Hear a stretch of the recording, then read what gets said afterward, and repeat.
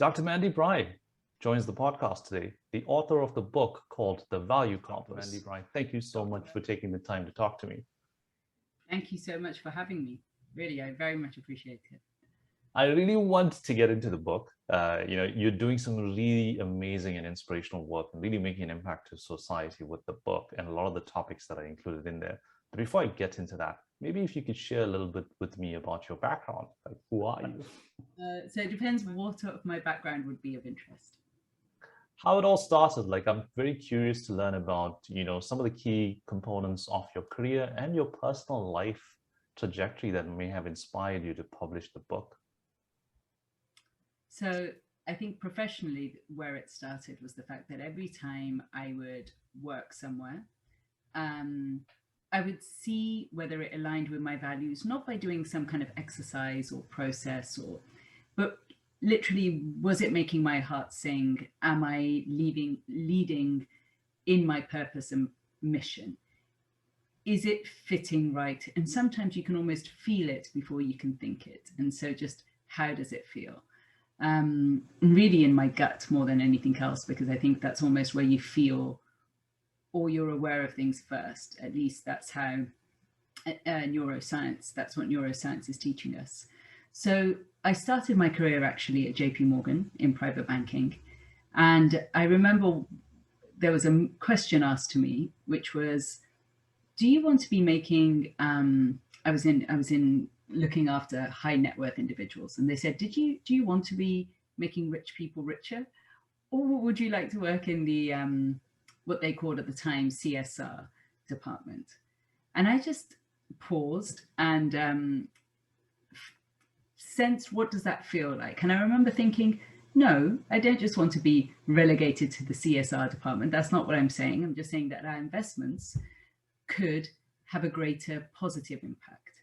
And I think immediately, knowing that I didn't want to do one of the suggestions that was made, taught me as much as if someone had made a suggestion that did feel right.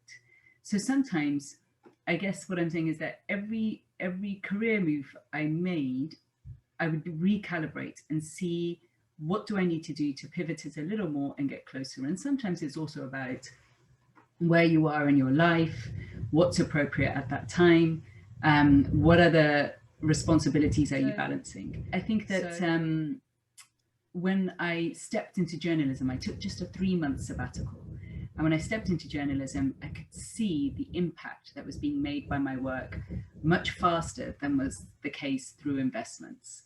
And there I pivoted again and started to travel with my work. And really this idea of the values compass came out from traveling now to over 175 countries. And so each and every country would teach me something, would leave an impact, and had there would always be a positive learning or lesson or attribute or aspect of that society that I could bring back in. And so that essentially is what the Values Compass is. It's a journey around the world, but most importantly, a journey through your values. So it sounds to me like there's really that emphasis of really establishing the why in your professional career journey, right? That really gave you the opportunity or put you in a position to really reflect and determine, what is the actual impact that you're making to society and to the human beings and the people that you represent. And then also just doing something that you're passionate about, just in terms of exploring diverse cultures, traveling around the world, and really embracing, but also learning as well, a lot about these differences, and then taking a lot of those experiences and putting it into a book and then pretty much publishing that, right? I'd love to learn a little bit more about the book though. Like if you could tell me a little bit more about, the impact that you're having with the book, but also the overall themes that it captures just in terms of the value journey that you've been on.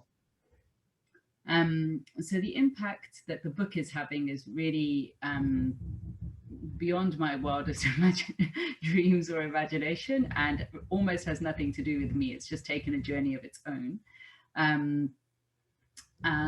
So for example, when it came out, a Japanese publisher, one of the largest Japanese publishers, said, wow, this fits in completely with what our mission and objective is with the Olympics.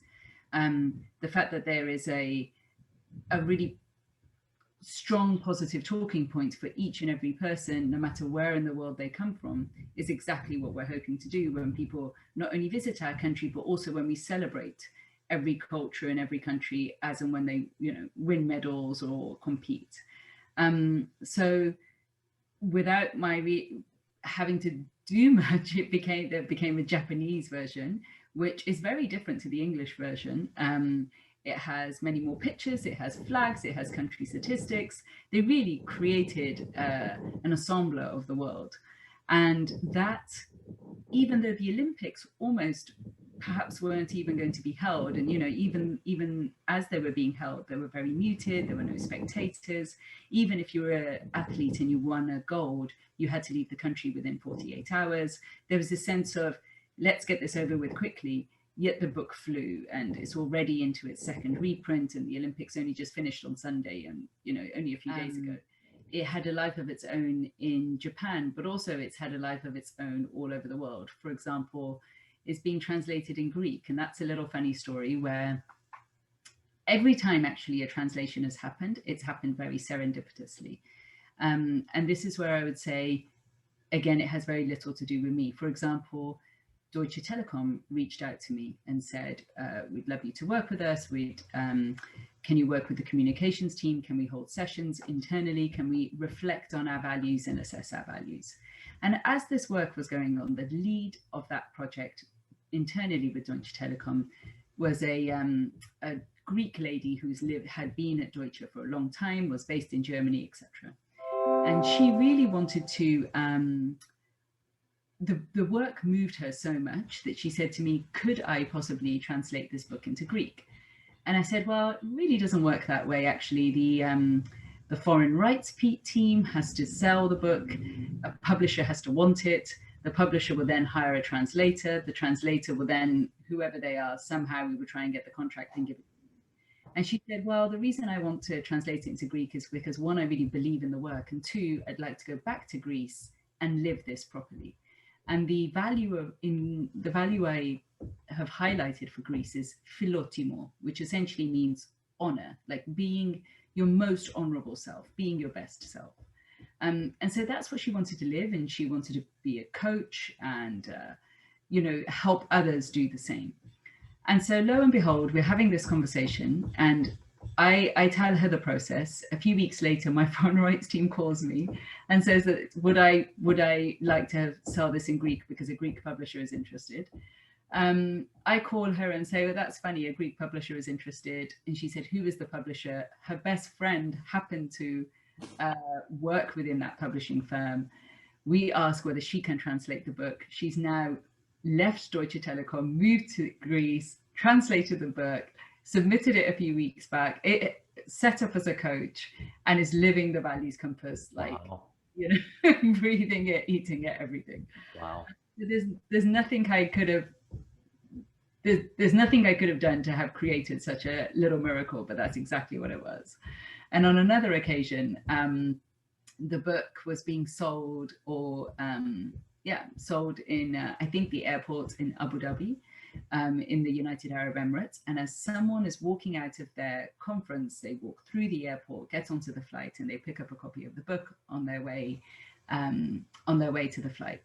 And they happen to be the head of the Central Bank of Hungary. They read the book and they read what I say about Hungary, and they get this like real competitive spirit or streak within them, because I say that Hungarians are competitive. They like, it's not this kind of crude or crass competitiveness. It's this just wanting to be, it's not just be faster or better or more, but it's just wanting to be, again, their best, but in a different way, in a competitive way. And there are many reasons for it. And I take you through the book a little bit through their history, their geography, and, you know, the society there and how it's evolved. And so this gentleman says, she's right. We are competitive. No matter where she has signed contracts, we're going to publish it first. We're going to make sure we get it, everything done. And then he contacts the president. He buys 500 copies. He makes sure it becomes a bestseller in Hungary. It's like this competitive streak takes a whole another level of its own. So you can see how, I think when someone's told, wow, for example, a Peruvian, I really admire your positivity, or with the Americans, like your entrepreneurial spirit, actually not only has people flocking to America for the American dream, but inspires people all over the world. Or the courage from Pakistan, or faith from India, or respect from Japan. Like when you reflect on your own culture and think about what value do you bring, it's hard not to be inspired or moved by it. And that's essentially the spirit that is moving people. And it's not just what country you're from, it's also just what value resonates with you. And a value is, what do you consider to be the most important to you or for you? So that's incredible, right? I love the passion and the investment of the competitiveness there with the Hungarians as well, but also the different perspectives from all different regions and different countries that you've captured some highlights from. I'm super curious about Africa, just being from Africa myself. And I'm also super curious that, when you relate the competitiveness to the Hungarians, are there any specific components that you may have related to Africa? The reason I'm excited to talk about Africa, and I'm really glad that you're from South Africa, I'm actually going to Heathrow Airport after this to pick up something that's being delivered to me from South Africa that I left there a few months ago. I traveled right across Africa during the pandemic, like 15 different countries. And there is so much to share about Africa. Like just in this last trip, which isn't in the book, but many African countries are in the book. I interviewed the president of Sudan, Sierra Leone, Ghana, Somalia, and each of them, each of those nations is teaching us something different and highlighting for example, the power of networks, or the power of hope. And in many respects, people would say, well, it's a really ridiculous time to travel. You're traveling during the pandemic. But it felt as though the pandemic or that COVID didn't exist as much in Africa. There was this sense of we can overcome this, or indeed, actually, it really, the rates are much lower. There is a much greater kind of outdoors lifestyle. And they take their precautions, but nothing holds them back because they have so many bigger problems to deal with, that this is just one in many. And it's a sense of being unstoppable that you see a lot. For example, in Nigeria, the drive. You know what I'm talking about, I know. So, switching to values in corporations, I typically run a leadership podcast where I talk to leaders all the time. And it's interesting that, especially in middle management and in leadership, being in the middle management of corporations, you tend to, as a leader, you tend to have your own set of values, and then your leadership team and the organization might have their own set of values. And then the teams that you lead and you represent might also have their own set of values. And if everybody's values are all different with a little bit of consistencies, but if everybody has differences, then I think we're doing a pretty good job, or that business is doing a pretty good job at diversity. My question to you is on the inclusion piece, specifically for middle management. Like, what is the art and science for leadership to find that balance and create that element of cohesiveness and bring everybody and harmonize everybody together with all these different sets of values? 100%. Firstly, these values don't have to be competing. But the values of different groups are just the same as the values of different individuals. So whether we're in a corporate setting, whether we're in a family setting, or any setting, you will come across this challenge. And the challenge is really to be able to be aware of your values and to see what is making the other, or the other group, or the other team operate differently. And it is always a different set of values. So once you can see what values they're being moved by, it's so much easier to understand them. It's not a coincidence that the Dalai Lama said that this book leads to greater success, fulfillment, and happiness, but really on the basis of harmony.